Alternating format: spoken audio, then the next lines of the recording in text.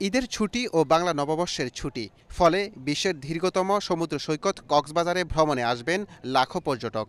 সারা বছরে কর্মব্যস্ততা শেষে নীল জলরাশিতে গা ভাসাতে দেশের নানা প্রান্ত থেকে ছুটে আসবেন তারা। শুধু সমুদ্র সৈকতে নয়, পর্যটকের পদচারণায় মুখর থাকবে নয়নাভিরাম হিমছড়ি ঝর্ণা, রূপসী গোয়ালিয়া, পাথর রানী, পাটোয়া টেক, ইনানি সৈকত সহ অন্যান্য পর্যটক স্পটগুলো। তবে হোটেল ব্যবসায়ীরা বলছেন এবারের ঈদে ভালো সাড়া পাচ্ছেন তারা। তবে হোটেল ও রেস্তোরাঁগুলো যেন বাড়তি টাকা আদায় না করে সংশ্লিষ্ট কর্তৃপক্ষের প্রতি আহ্বান জানান পর্যটকরা। বুকিং নিচ্ছি, তো আমাদের রুম অলরেডি সব সোল্ড আউট অ্যান্ড দেখা যাচ্ছে ঈদের আগের থেকে আমাদের সব হাউসফুল রুমের। হোটেলের ভাড়া কিন্তু অতিরিক্ত গুণে বেড়ে যায়, যা আসলে অ্যাফোর্ড করা যায় না মাঝে মাঝে। তাই আমি আহ্বান করতে চাই আসলে যেন তারা হোটেলের রুমের ভাড়া একটু কমায়।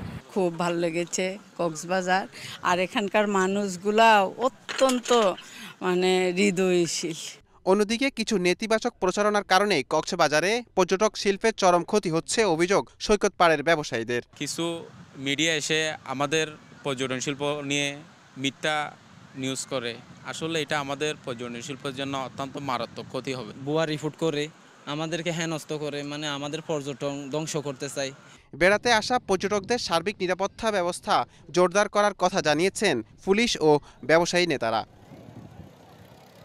কেউ যেন চিন্তা না করতে পারে, কারণ এখানে 38টা সিসিটিভি ক্যামেরা দেওয়া হয়েছে। প্রত্যেকটা পয়েন্টে পয়েন্টে আমাদের সেন্ট্রাল থেকে সিসিটিভি মনিটর করা হচ্ছে এবং প্রত্যেকটা বক্স থেকে মনিটর করা হচ্ছে। সমন্বয়ে একটা সুন্দর নিরাপত্তা ব্যবস্থা আমরা নিশ্চিত করেছি।